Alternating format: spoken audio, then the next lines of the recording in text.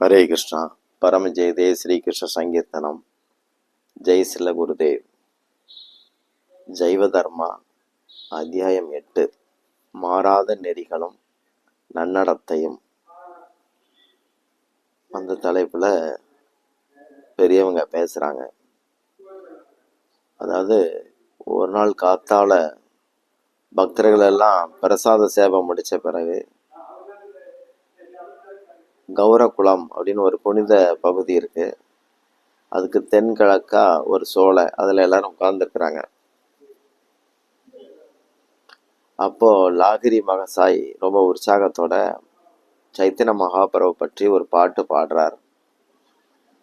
எத்தனை லீலைகளை கௌரங்க மகாபிரபு இங்க நடத்தி இருக்கிறாங்க. அத்வைதர் முதலான எவ்வளோ வைஷ்ணவர்கள் இங்க பரவசமா நடனம் ஆடி இருக்காங்க.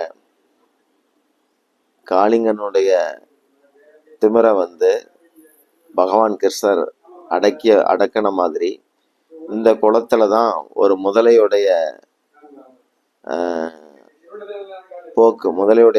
போக்க சங்கீர்த்தனத்தால சைத்தன்ய மகாபிரபு கட்டுப்படுத்தி அந்த முதலைக்கு விடுதலை கொடுத்திருக்கிறார். இப்படி பொருளுள்ள ஒரு பாடலை பாடின பிறகு விருந்தாவன பிகாரி, நதியா பிகாரி இவங்களுடைய லீலைகளை பத்தி எல்லாம் கூடி பேசுறாங்க. பிருந்தாவன பிகாரி, நதியா பிகாரி. அப்போ பக்கத்துல பராக்கட்சி அப்படிங்கிற பகுதியில இருந்து கொஞ்சம் வைஷ்ணவர்கள் அங்க எல்லாருக்கும் நமஸ்காரம் பண்ண, இவங்களும் பண்ண, இப்படி பரஸ்பரம் அடியார்கள் வணங்கிக்கிறாங்க. எல்லாருக்கும் இருக்கை தரப்படுது. அங்க ஒரு பழமையான ஒரு ஆலமரம் இருக்கு. அதுக்கு அடியில வைஷ்ணவர்கள் வட்டமான ஒரு திண்டு இருக்கு, காரையால கட்டப்பட்ட திண்டு, அதுல உட்காரும்படியா இருக்குது. அதுல எல்லாம் உட்கார்ந்து இருக்கிறாங்க. அந்த மரத்தை நித்யானந்த மரம்னு ஒரு பேரு வச்சிருக்கிறாங்க. ஏன்னா நித்யானந்த பிரபு அந்த மரத்தடியில இருந்திருக்கிறாங்க. அப்போ கூட்டத்துல வந்திருந்த ஒரு புது பக்தர் பணிவோட, எனக்கு ஒரு கேள்வி இருக்கு, இங்க நிறைய மூத்தவங்க இருக்கீங்க, யாராவது பதில் தந்தீங்கன்னா ரொம்ப திருப்தி அடைவேன் அப்படின்னு சொல்லி கேட்கிறார். கேள்வி கேட்க போறார். என்ன கேட்டார்னா, வைஷ்ணவ தர்மம்ங்கிறது நித்தியமானது. அதை அடைக்கலம் கொண்ட ஒருத்தர் பிரத்தியார்கிட்ட எப்படி பழகிக்கணும், இதை தெரிஞ்சுக்க ஆவல் படுறேன் அப்படிங்கிறார். அப்ப இதற்குரிய பதில ஹரிதாஸ் பாபாஜி அப்படிங்கிற ஒரு மகானுபாவர், பெரியவர், அவர் என்ன செய்யறார், பக்கத்துல இருந்த வைஷ்ணவதாஸ் பாபாஜியை பார்த்து சொல்றார், இந்த வங்காளத்துல வைஷ்ணவ ரீதியில நீங்க ஒரு பெரிய சிறந்த அறிஞர், உத்தமர், பிரகாசானந்த சரஸ்வதி அவங்களுடைய சத்சங்கத்துல நீங்க பங்கேற்றவங்க, பேராசான் பரமஹம்ச பாபாஜி கிட்ட சிக்ஷா வாங்கியிருக்கீங்க, மகாபிரபுடைய கருணைக்கு பாத்திரப்பட்டவங்க. அதனால இதற்கான பதில தரக்கூடிய தகுதியை நீங்க கொண்டு இருக்கீங்க அப்படின்னு சொல்றார். யார் சொல்றா? ஹரிதாஸ் பாபாஜிங்கிறவங்க சொல்றாங்க. இந்த ஹரிதாஸ் பாபாஜி யாருன்னா, அப்ப அவருக்கு 100 வயசு இருக்குது. 100 வயசு. ரொம்ப பணிவா இருக்கிறார். அந்த ஆலமரத்தடியிலே வசிக்கிறார். நித்யானந்த பிரபு அந்த மரத்தடியில இருக்கிறத தன்னுடைய சொந்த கண்களாலே பார்த்தவர். அதனால அந்த மரத்தடியிலேயே கடைசி காலம் வரைக்கும் இருக்கணும்னு ஆசையில தங்கி இருக்கிறார். அப்போ வைஷ்ணவதாஸ் பாபாஜி அந்த ஹரிதாஸ் பாபாஜியை பார்த்து சொல்றார், ஓ மகாத்மாவே, நீங்க பலராமருடைய அவதாரமான நித்யானந்த பிரபுவை நேர்ல பார்த்தவங்க. உங்களுடைய அறிவுரைகளால எக்கச்சக்கமான பக்தர்கள் ஆன்மீக பாதையில போயிட்டு இருக்கிறாங்க. இங்க இந்த இளம் பக்தர் ஒரு கேள்வி கேட்டிருக்கிறார். அதுக்கு நீங்களே பதில் கொடுத்தா அது நீங்க எங்க எல்லாருக்கும் காட்டுற கருணையாக நான் நினைப்பேன் அப்படின்னு சொல்றார். அப்ப எல்லாரும் அந்த பதில ஏத்துக்கிறாங்க. அவரும் வேற வழி இல்லாத போது அந்த ஹரிதாஸ் பாபாஜி மகசாய் நித்யானந்த பிரபு மனசுல வணங்கிட்டு பேச தொடங்குறார். அவருடைய முதல் வார்த்தையே ரொம்ப அற்புதமா இருக்கு. இந்த உலகத்துல உள்ள அதாவது கிருஷ்ண சேவைக்காக தோன்றி இருக்கிற அத்தனை ஜீவர்களுடைய பாதங்களையும் என்னுடைய வணக்கங்களை தெரிவிக்கிறேன் அப்படிங்கிறாரு. அத்தனை ஜீவர்களும் கிருஷ்ண சேவைக்காக வந்திருக்கிறாங்க. இதை சிலர் ஏத்துக்கலாம், அறியாமை மயக்கத்துல இருக்கிறவங்க சிலர் ஏத்துக்க மறுக்கலாம். இதை ஏத்துக்காதவங்க ஒரு குழு தனியா இருப்பாங்க, ஏத்துக்கிறவங்கெல்லாம் ஒரு குழுவா இருப்பாங்க. அவங்களுக்குள்ள அது பிடிக்கும். இதை எப்படி சொல்லலாம்னா, கிருஷ்ண பகீர்முக, கிருஷ்ண உன்முக அப்படின்னு ரெண்டா பிரிக்கிறார். கிருஷ்ணரிடம் பாராமுகமாக இருப்பவன், அடுத்து கிருஷ்ணருடைய ஆளுமையை ஏத்துக்கிட்டவன்.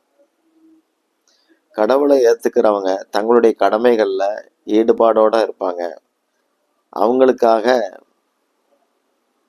உயர்ந்த வைஷ்ணவரான மனு 10 பண்புகள் அடையாளங்களை கொடுத்திருக்கிறார். அந்த 10ல எதுலேயுமே அவர் ஹரிய வணங்கணும் அப்படின்னு அவர் எழுதலை. சாதாரண மக்களுக்கு தரப்பட்ட 10 கட்டளைகள் அது. அதுல முதல் 6 சுய ஒழுக்கம் சம்பந்தப்பட்டது, பிற 4 பிரத்தியார்ட்ட நடந்துக்க வேண்டிய முறை, அதாவது பொதுவான பண்புகள். அந்த 10 எதெல்லாம்னா, இதெல்லாம் அந்த ஹரிதாஸ் பாபாஜி சொல்றாங்க, அவர் பேசுறார், அதுல வருது. ஃபர்ஸ்ட் திருதி, பொறுமையோட இருக்கிற ஒரு உறுதி. அது க்ஷமா, சகிப்ப சொல்றார். அடுத்து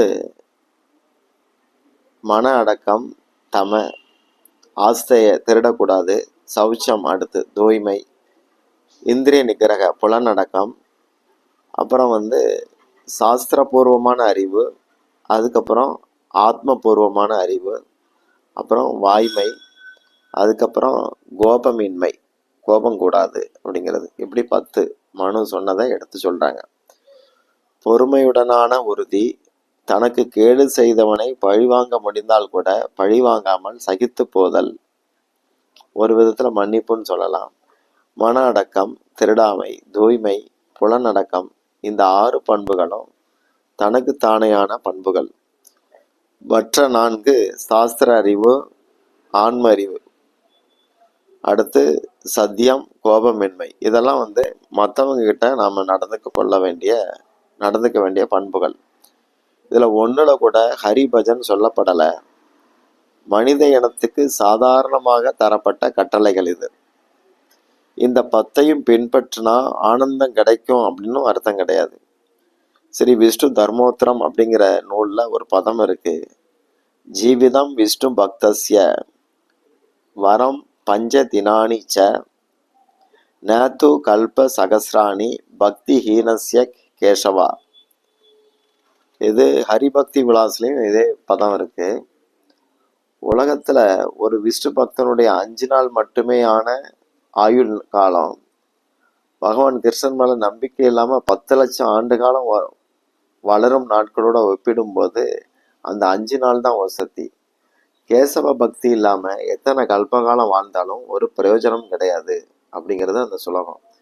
அவன் மனுஷனா பிறந்திருந்தா கூட மனுஷனுக்கான தகுதிகள் இல்லை, 2 கால்கள் முளைத்த மிருகம் அப்படின்னு அந்த சுலோகத்துல இருக்கு.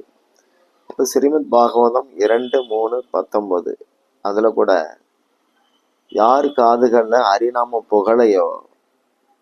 புகவில்லையோ அவன் உண்மையிலேயே மனித வடிவ மிருகம், நாய் போன்றவன்.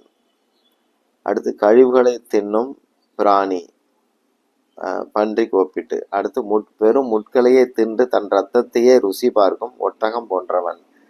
வறண்ட பூமியில் பொதி சுமந்து தெரியும் கழுதையை விட அவன் தாழ்ந்த இனம் அப்படின்னு சொல்லி ஒரு சுலோகம் இருக்கு. ஹரிநாமத்தை காதுல போட்டுக்காதவனுடைய நிலைமையை அப்படி காட்டுறாங்க. இப்போ இப்படிப்பட்ட அதிர்ஷ்டம் இல்லாதவங்க என்ன செய்யணும் என்ன செய்யக்கூடாது அதை பத்தி இப்ப கேள்வி கிடையாது. ஒரு பக்தன் மற்றவங்க கிட்ட எப்படி பழகணும் அப்படிங்கிறது கேள்வி. பக்தி பாதையில் உள்ளவங்களை 3ஆ பிரிக்கலாம். கனிஷ்ட பக்தர், மத்தியம பக்தர், உத்தம பக்தர். கனிஷ்ட பக்தர்கள் இன்னும் முழு பக்தர் ஆகலை, ஆரம்ப கட்டத்தில் இருக்கிறார். லௌகீக எண்ணத்தோட அவர் இருப்பார். உண்மையான பக்தி அங்கே இருக்காது. சிரத்தா தான் பக்திக்கு விதை. சிரத்தையோட பகவானை வழிபட்டா மட்டும்தான் பக்தி பயன் தரும்.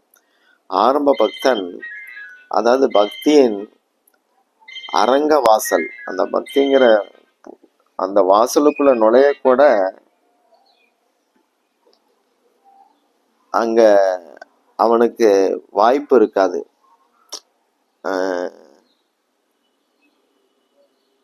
இப்பதான் அவன் தூரத்துல இருந்து வாசலை பார்க்கறான். அதனால பிற பக்தர்கள் அவனுக்கு மதிக்க தெரியாது. அடியார்கள்ட்ட போதுமான அன்பு மதிப்பு வச்சிருக்க மாட்டான். அதனாலதான் பக்திக்கு சிரத்தை முக்கியங்கிறாங்க. பகவானையும் வணங்கணும், பக்தர்களையும் மதிக்கணும். அப்பதான் அது முழு பக்தி. பாகவதத்துல 10:84-13 இருந்து யஸ்யாத்ம புத்தி குணபே திரிதாத்திகேன்னு ஒரு ஸ்லோகம் உண்டு. கபம், வாதம், பித்தம், இந்த மூணையும் ஒரு பைக்குள்ள போட்டு அடைச்ச மாதிரி இந்த உடம்பு இருக்கு. அதை போய் ஆத்மா அப்படின்னு கருதுறாங்க. குடும்பம், மனைவி, மக்கள் இவங்களை ஒரு ஆசையினால கொண்டாடுறாங்க. மண், கல், மரம் இதுகளுக்கு ஒரு முக்கியத்துவம் கொடுத்து மதிக்கிறவனும் இருக்கிறாங்க. பிறந்த பூமிய சில பேர் கொண்டாடுறாங்க. இப்படி எதை மதிக்கிறோமோ அதெல்லாம் விட்டுட்டு எதையோ மதிச்சுக்கிட்டு இருக்கிறாங்களே. புனித தீர்த்தம் இருக்கும், அதை தண்ணின்னு சொல்லுவான். புனித ஸ்தலங்கள் இருக்கும், புனித ஸ்தலங்கள் இருக்கும், அதை சாதாரணமாக பார்ப்பான். மலை உச்சியில் கோயில் இருக்கும், கோயில் உச்சியில் போயிட்டு சில பேர் அங்கே போய் பேர் எழுதுவாங்க, ஐ லவ் யூன்னு எழுதுவாங்க. இந்த மாதிரி சாதாரணமாக புனித ஸ்தலங்களை ஒரு சாதாரண பார்வையில் பார்க்குறவன். அப்புறம் சாதுக்களோட தன்னை கொண்டு செல்லாதவன், சாதுக்கள்கிட்ட கொண்டு செல்லாதவன், இப்படிப்பட்டவங்கெல்லாம் மதிக்க வேண்டியதை மதித்து நடக்காததுனாலையும் தப்பாக வாழ்கிறதுனாலையும் கழுதையை விட தாழ்ந்தவர்கள் அப்படின்னு அந்த ஸ்லோகம் இருக்கு.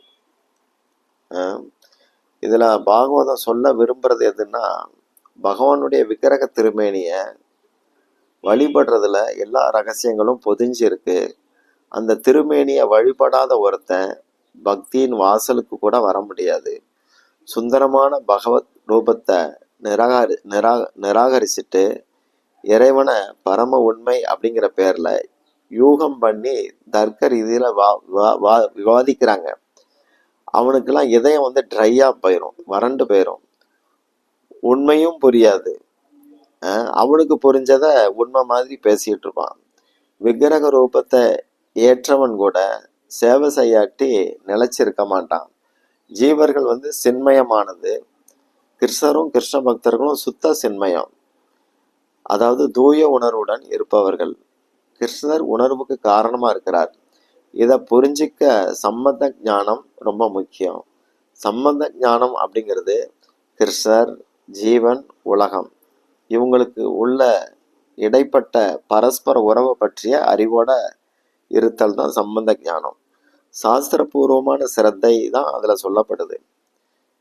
இந்த மூணு கிருஷ்ணர், ஜீவன், உலகு இவங்களுக்குள்ள உள்ள அந்த தொடர்பு இருக்க, இதெல்லாம் புரியதான் அந்த சாஸ்திரபூர்வமான சிரத்தை கிடைக்கும்.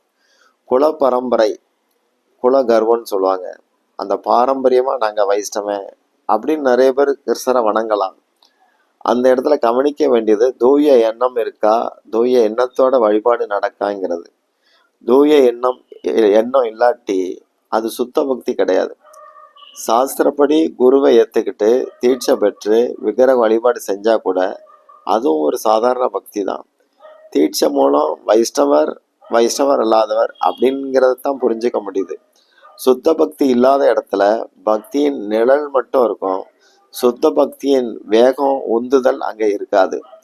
கிருஷ்ணர் எப்படி நித்தியமோ அதே போல உண்மையான அர்ப்பணமுள்ள கிருஷ்ண பக்தனும் நித்தியமானவன்.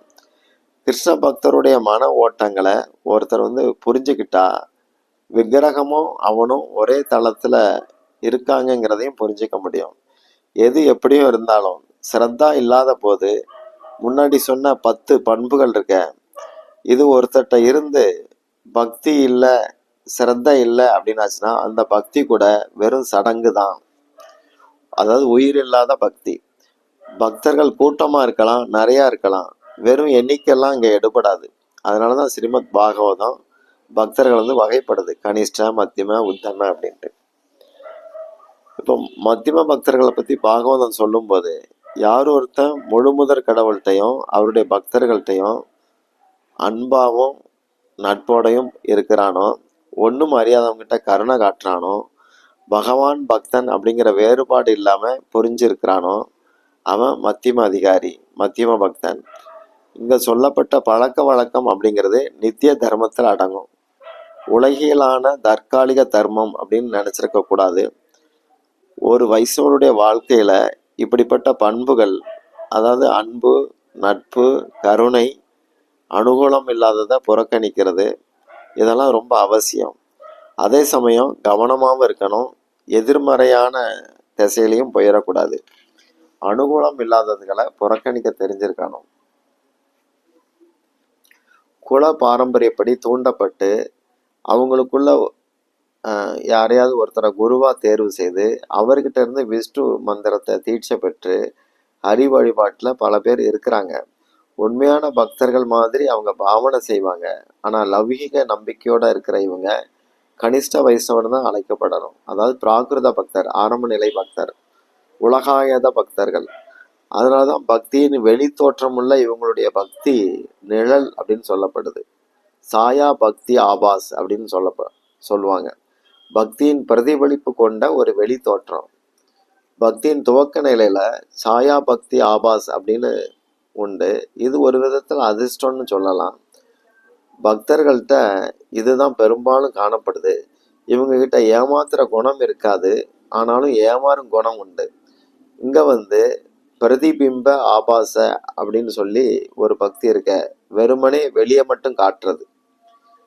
அந்த தன்மை சாயா பக்தி ஆபாஸ் அந்த பக்தர்கள்ட்ட இருக்காது. அவங்க ஏமாத்த மாட்டாங்க. அப்போ பிரதிபிம்ப ஆபாச, அதாவது வெளி தோற்ற பக்தி அப்படின்னு இருக்க, இதுல பெரும்பாலும் அபராதம் தான் நடக்கும். ஏன்னா இல்லாததை இருக்கிறதா காட்டுறதுனால நிறைய தப்பு அங்க நடக்கும். வைஷ்ணவ கொள்கைகளுக்கு ஒத்து வராத விஷ்ணு பக்தி அது. சாய பக்தி ஆபாஸ், அதாவது நிழல் பக்தியில பக்தர்கள் படிப்படியா உயர முடியும். மத்தியம நிலை, உத்தம நிலை அப்படி மாறலாம். சாயா பக்திக்காரர்கள் லௌகிக சிரத்தையோட இருப்பாங்க, விக்கிரக வழிபாடு செய்வாங்க, ஏற்கனவே மக்களுக்காக மேலே சொன்ன மத சம்பந்தமான அந்த, அதாவது முன்னாடி சொன்னாங்களே ஒரு 10 பண்புகள், ஒரு குறிப்பிட்ட நெறிகள், 10 பண்புகள், அந்த பண்புகளுக்கு உட்பட்டு அதுக்கு ஏத்த மாதிரி மற்றவங்க கிட்ட பழகுறாங்க. யார் பழகுறான்னா அந்த சாயா பக்திக்காரங்க. அந்த சாதாரண அந்த பாமரருக்கு தரப்பட்ட 10 பண்புகள், அதுக்கு ஏற்றபடி அவங்க பழகிட்டு இருக்கிறாங்க. பக்தர்களுக்காக சாஸ்திரங்கள் தந்திருக்கிற நெறிமுறைகள் அது வேறுபட்டது. இதுக்கு உட்படாது, அது வேற.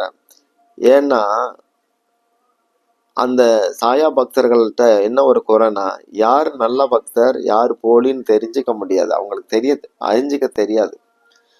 மத்தியம பக்தர்களுக்கு மட்டும்தான் அந்த வேறுபடுத்தி பார்க்க தெரியும். இதை பத்தியும் பாகவதம் 11:2-46 இருக்கு.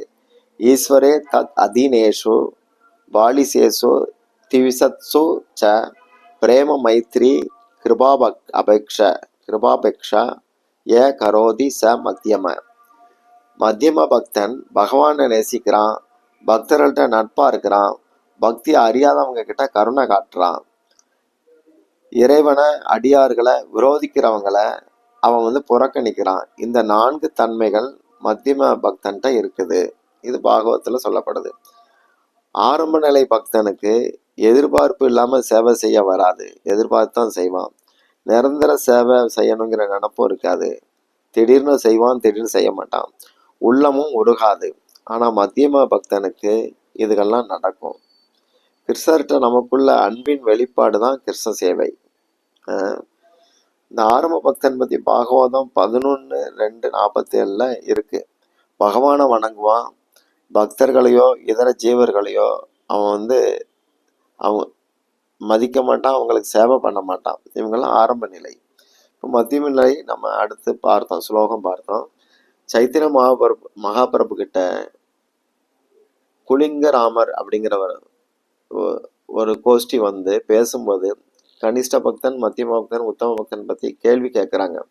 அதுக்கு மகாபிரபு பதில் சொல்லும்போது, கனிஷ்ட பக்தர்கள் பகவானை வழிபடுவாங்க, ஆனால் மத்தியம உத்தம பக்தர்கள் மட்டும்தான் சேவை செய்வாங்க.